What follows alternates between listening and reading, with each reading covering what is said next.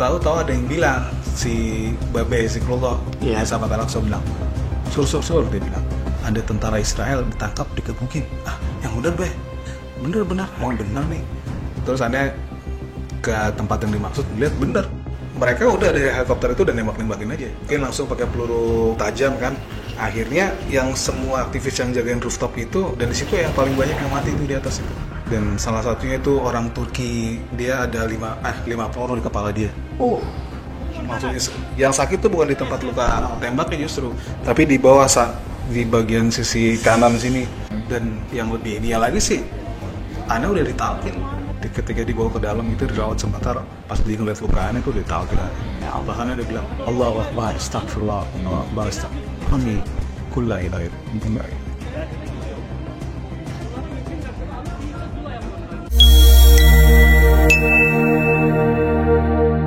Assalamualaikum warahmatullahi wabarakatuh, teman-teman. Lama sekali kita tidak update channel ini, mohon maaf ya. Keliling-keliling. Sebetulnya bukan alasan sih, tapi ya please excuse me, itu aja intinya. Yang penting kembali bersama saya Muhammad Hussein di channel kebanggaan kita semua, channel Muhammad Hussein Gaza.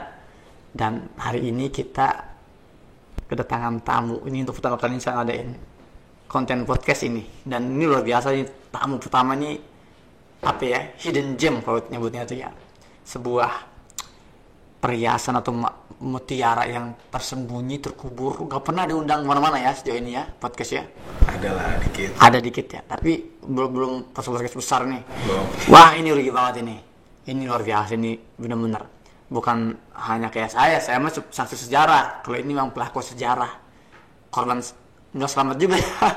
korban orang banyak nyangka bahwa saya ini pejuang di Gaza, mujahid. Bukan, saya belum masuk dalam level makom pejuang. Ini pejuang sesungguhnya yang pernah merasakan langsung timah panas tentara Israel menembus masuk dalam daging dan tulangnya. Namun Allah masih memberikan nyawa untuk bertestimoni, bercerita. Maka ini penting banget ini. Konten kali ini benar-benar konten eksklusif. Alhamdulillah Allah masih kasih beliau kesempatan hidup untuk bisa menceritakan sejarah bagaimana kok bisa ada timah panas Israel bersarang di tubuhnya. Perkenalkan di tubuhnya. Perkenalkan Bang Surya Fahrizal Ginting. Masya Allah, gimana kabar? Alhamdulillah, tayyibin. Masya Allah, kuisa. Amile. Ana yani kada. Alhamdulillah. Jadi itu guru pertama Anda bahasa Arab ya? Kan guru lah. Wah, ya teman sharingan yang ngobrol 2012 ya. Jadi teman-teman kalau tuh pernah ikut kajian-kajian saya sering bercerita tuh ada seorang wartawan muda yang datang ke Gaza kemudian langsung nembak saya. Emang bener gak sih Hamas itu Syiah? Bener gak sih Jihad Islam itu Syiah? Beliau lah orangnya. Muda dan kumisan ya? Itu kan sih awet muda sekali ya. Dia sudah hampir kepala 5 udah ya? Ya, menuju. Gimana? Alhamdulillah. Sekarang kesibukan apa? Ini sekarang masih jurnalis partikelir ya? Kadang-kadang dia wartawan, kadang-kadang bikin usaha dan ngurus ayam. Tapi ya emang masih di bidang media lah. Media. Karena teman-teman, jadi Bang Surya ini salah satu jurnalis yang masih konsisten ya berbicara Palestina, dan ini jurnalis senior. Anda pernah di Anadolu sebelumnya? Anda sebelum di Anadolu Agency itu Anda lama di majalah Hidayatullah, kemudian resign dan ya gitu coba mengarungi nasib sendiri di luar perusahaan. Terus ya dapatlah ada kesempatan gabung di Al Jazeera walaupun cuma freelance dan bikin yang kerja-kerja yang lain. Gitu. Tapi lama di majalah Hidayatullah deh. Ayo bagi teman-teman yang belum tahu apa sih Anadolu itu? Anadolu itu kantor berita punya Turki, kantor berita nasional Turki. Dia cukup tua, dia umurnya udah lebih dari 100 tahun karena dia 1920 dibikinnya. 1920 berarti sekarang udah 100 berapa tahun tuh? 104 tahun. Iya, 104 tahun. Emang itu dibikin untuk apa ya? Untuk sarana komunikasi Turki waktu lagi habis perang dunia ke-1 lah. Iya. Pasca menjelang runtuhnya khilafah sebenarnya. Iya, betul. Iya.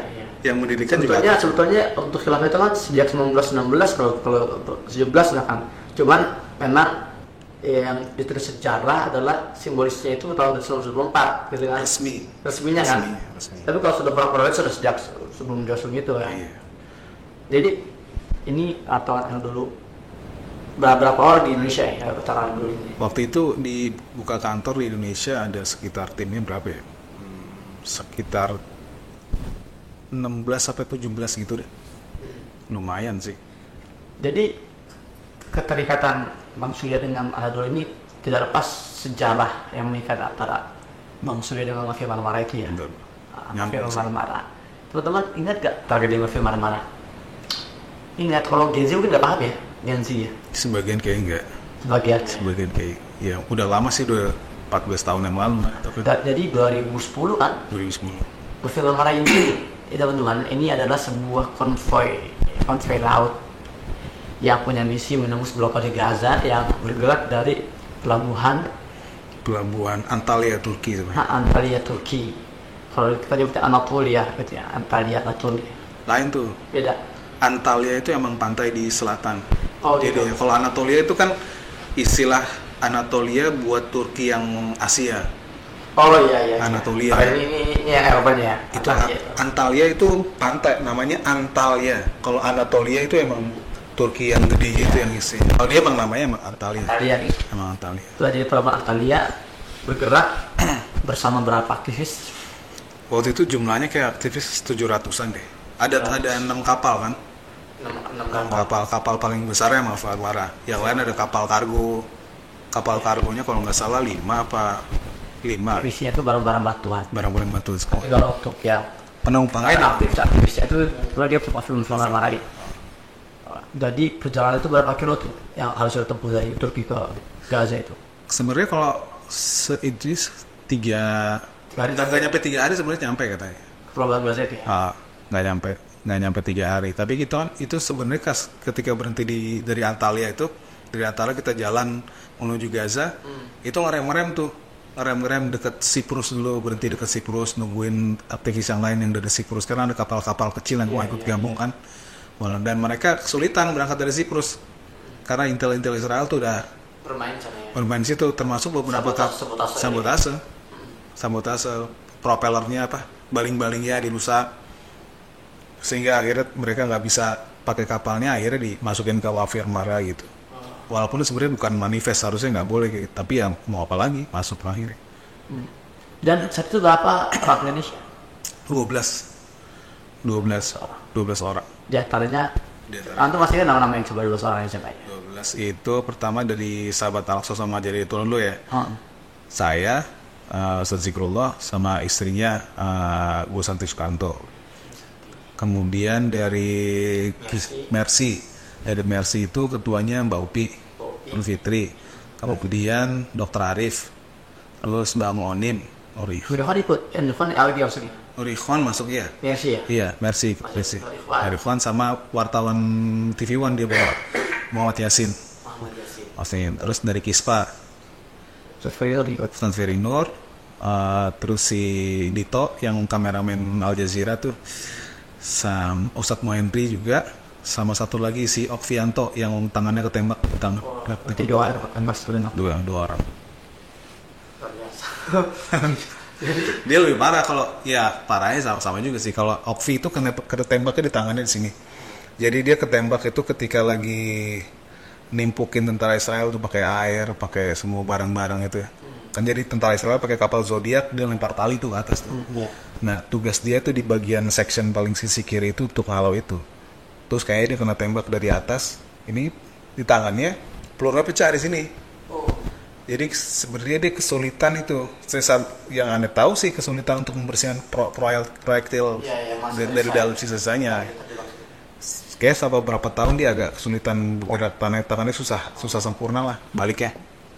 Keputusan untuk ikut dalam konvoy Mafia Marmara ini itu membuat beberapa lama untuk yang ini oke saya ikut. Aneh. sebelum ditawarkan udah dikejar sebenarnya sih. Ngejar ya. Nanti ngejar saya kesempatan itu. Itu kan 2010 ya, Mei. Dari awal-awal tahun itu udah ada tuh kalau emang dari panitia itu sebenarnya datang dari Turki, dari Eropa, tapi yang banyak dari Turki ke Indonesia untuk nawarin. Datang, Bapak Injo ditawarin, sebenarnya yang mereka ngajak tuh kita juga bawa kapal sendiri dari Indonesia. Tapi nggak nyanggupin, akhirnya ya komitmen Gak bawa bantuan karena nggak tahu berapa, tapi yang jelas akhirnya naik di kapal itu. Akhirnya agak buat kapal sendiri. Iya. Terus itu hari itu sudah punya STR. Udah. Nah, tahu gak sih resikonya? Tahu lah. Tapi nggak pernah kebayang sampai benar-benar diserang itu. Kebayang juga. Tapi kan itu kan campur lah feelingnya. Pertama sebagai wartawan nih, emang yang pengen gitu merasakan liputan yang benar-benar itu pasti ya itu bayangan lah pasti lah. Wartawan itu kan kayak udah entah lu pengen berhasil jadi wartawan investigasi atau wartawan perang nih. Kalau belum pernah ngerasain itu kayak ya enggak, itu peak ultimate-nya. Bagi Ana mungkin hal-hal kayak gitu termasuk yang emang impian lah sebenarnya. Ya, bagi semua wartawan yang memang senang sensasi itu.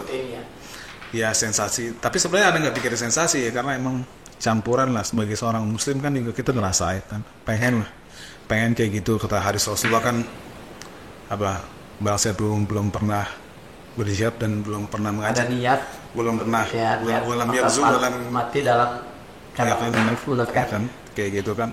Karena udah dapat kayak gini, mau kemarin kan udah kasih sama Allah.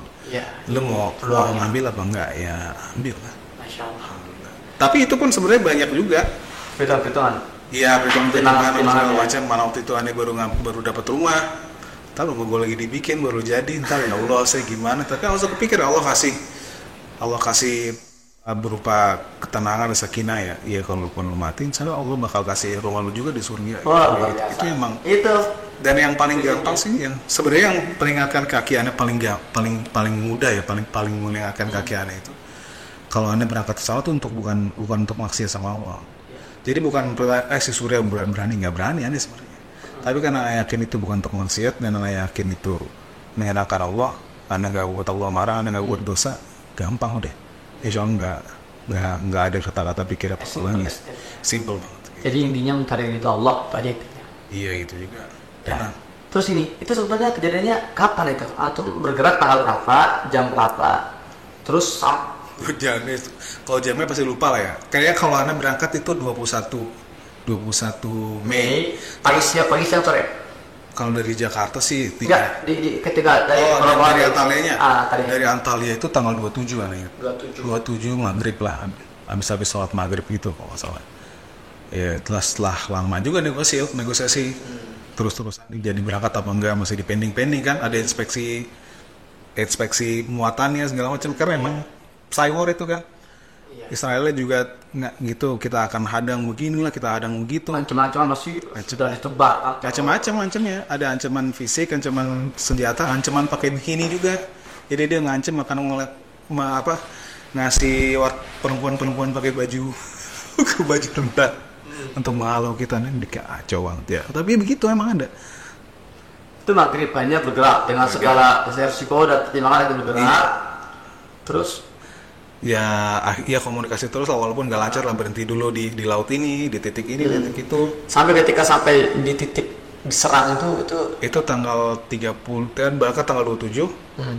Akhirnya baru dari tengah laut itu, dari bawah Siprus ya, selatan negara Siprus, Pulau Siprus itu tanggal 30 malam. 30 habis asar lah. Iya.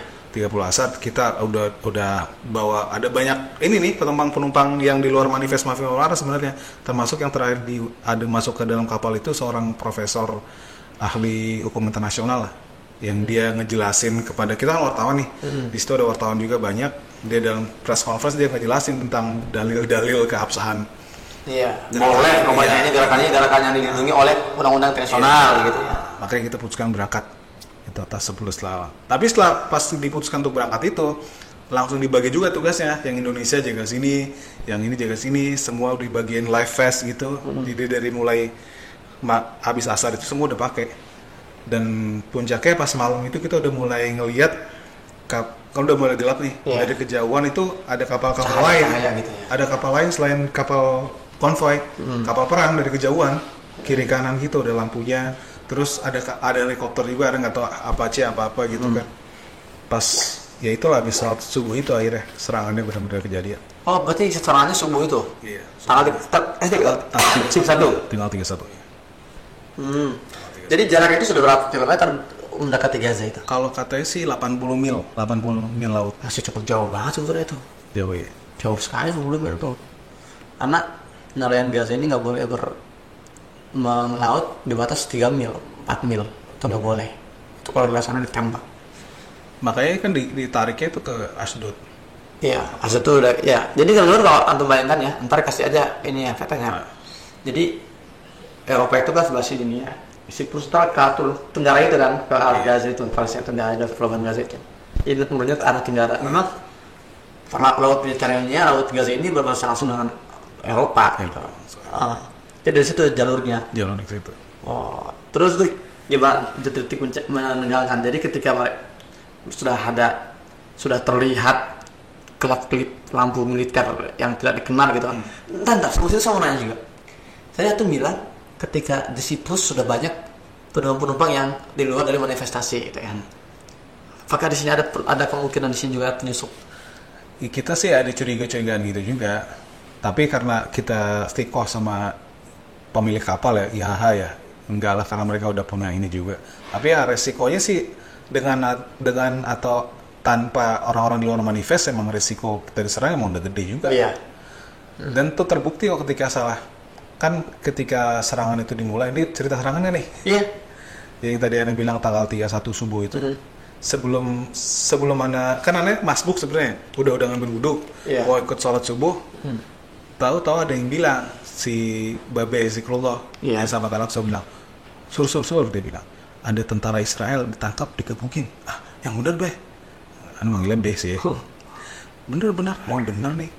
Terus Anda ke tempat yang dimaksud, lihat bener ada 2 orang tentara Israel dan lagi dipukulin bengkak. Mukanya itu tiba di dalam kapal itu gimana ceritanya tuh tentara Israel? Jadi di kapal Wafar itu yang istilahnya rooftopnya lah, Anda nggak tahu istilah teknisnya lah. Jadi itu helikopter di atas rooftop. Akhirnya situ dia mulai, dan yang jagain rooftop ini khusus orang Turki semua. Jadi yang jagain rooftop orang Turki semua, dan itu dia bertugas menjaga kapten kapalnya kan, kapten kapal orang Turki kayak gitu kan. Dan mereka mulai nurunin tuh habis pas waktu subuh itu, nurunin tentaranya pakai tali tambal aerial komando. Tapi karena udah siap ya para aktivis itu langsung ditangkap talinya ditangkap pas dia turun rappelling gitu, talinya ditangkap digebukin. tiga orang, satu ada yang jatuh dari ke atas ke bawah kayak gitu. Aneh ngeliat ya, ada sih tapi ada ngeliat rekamannya kan. Tapi kondisi ketika 2 tentara Israel itu digebukin, Anda lihat langsung. Emang senjatanya dilucutin berarti? Iya dilucutin. Yang lucutin itu kan yang mantan marinir AS namanya Ken O'Keefe. Dia ikut ada di situ, dia yang lucutin, dia ambil senjatanya, dia cabut pelurunya, magazin dia pisah-pisah gitu kan. Udah guanya tuh tentara Israelnya. Tapi setelah tentara kan ada 3 orang tuh tentara yang yang diambil sama kita, udah rame lah orang pada bilang kill him gitu, bunuh. Iya udah kayak gitu. Tapi ya sama yang diamankan diobatin. Setelah itu baru mulai habis-habisan dia nyerangnya. Tahu dia tentara yang ketangkep, habis-habisan. Berapa tuh kira-kira nyerang selama itu? Kapal Zodiacnya itu yang kapal karet itu, itu ada 30. Satu kapal berapa isinya? 10 lah minimal. 300 berarti ya minimal ya. Terus kapal fregatnya itu 4. Kapal yang penghancur itu. Terus kapal selam 2. Masya Allah, kapal selam 2 sama helikopter Apache mungkin 3 kali ya. Emang misi ini emang itu misi yang sudah diperhitungkan sejak awal mungkin. Kalau sampai segitu anak nggak nyangka bakal segitu responnya ya. Kalau kita bakal dihadang terus diperiksa segala macam udah kebayang lah. Itu yang selesai dari awal itu harus itu inilah yang selesai itu. Jadi resiko sampai diserang ratusan tuh nggak terbayang ya. Kalau anak pribadi sih kayak nggak kebayang bakal saya gue itu sih. Terus gimana yang masuk ke atas kapal berapa tentara Israel? Artinya banyak banget itu yang dari berbagai. Kalau tadi kan 3 kan masih bisa dihalau terus dibunuh. Kalau sebanyak ini Artinya tentara senjata melawan sipil itu kan, murni ya. Karena yang Anda bilang tadi kan 3 orang ditangkap tuh. 3 pas dia rappelling, diambil, dipukulin. Habis itu mereka udah dari helikopter itu udah nembak-nembakin aja. Nembak-nembakin. Senjata dong nembakin. Nembak-nembakin langsung pakai peluru tajam kan. Akhirnya yang semua aktivis yang jagain rooftop itu Turun semua. iya turun, dan di situ yang paling banyak yang mati itu di atas itu. Ada beberapa aktivis yang mati di atas. Dan salah satunya itu orang Turki, 2 paspor dia, namanya Furkan Doğan, 17 tahun. Dia kebangsaan Turki Amerika, dia ada 5 peluru di kepala dia. Satu di itu. Ada satu dia itu. Dia paling banyak yang meninggal, yang syahid yang di atas itu. 5 orang tuh. Iya, kalau kurang lebih 5 orang. Yang sisanya berarti 5 tambah 4, 9 kan. Yang 4 ya di kondisi di bawah. Ketika penembakan itu antum di mana posisi? Ana di kan kapal nih. Depan kapal Ana di buritan, berarti di belakangnya itu di sisi kiri tempat orang. Ana motret, tapi Ana bolak-balik kiri kanan motret gitu. Kanan kiri kanan kan dari bawah tuh terus naik terus ya. Iya, gitu. Naik kan tentara Israel dari bawah naik, antum motoin itu kanan kiri. Atas juga gitu. Atas enggak ngeliat kan ya? Enggak, aku fokusnya motoin kanan kiri. Nah, saat itu gimana rumah terkena serangannya itu? Pas lagi Ana di kiri itu, Ana lagi motret di bawah gini kan. Tiba-tiba di sebelah Ana motret ini kan, berarti di sebelah sini di ke arah haluan kan. Ada seorang Turki yang tiba-tiba jatuh. Ana tahu, ketahui lah tampang orang Turki, dia jatuh tiba-tiba. Dia mau buka pintu, mau masuk ke dalam dek gitu kan, dia jatuh, terus langsung gak ada yang nolong. Tapi emang tempat dia jatuh itu kebuka, jadi nggak ada awningnya gitu. Bagian yang nggak ada awningnya itu kan, dia nggak ada yang nolong tuh beberapa detik tuh. Terus dia Ana ngeliat dia minta tolong, dia kesakitan kan, dia jatuh, dia tepok bin gitu kan. Ana doang yang lihat, akhirnya Ana ini tiket langsung nolong dia kan, tanpa Ana ngeliat sekeliling. Nah baru pengen megang dia, anak juga. Jadi aslinya memang niat untuk bantu dia gitu ya. Dia sebenarnya bantu dia. Dan langsung Ana ngerasain langsung satu rasa sakit yang sangat banget ya. Sakit yang sangat banget. Langsung maksudnya biasanya kan itu kan sakitnya entar. Pas ketika nanoknya tuh langsung sakit tiba-tiba Ana langsung sakit dan langsung jatuh.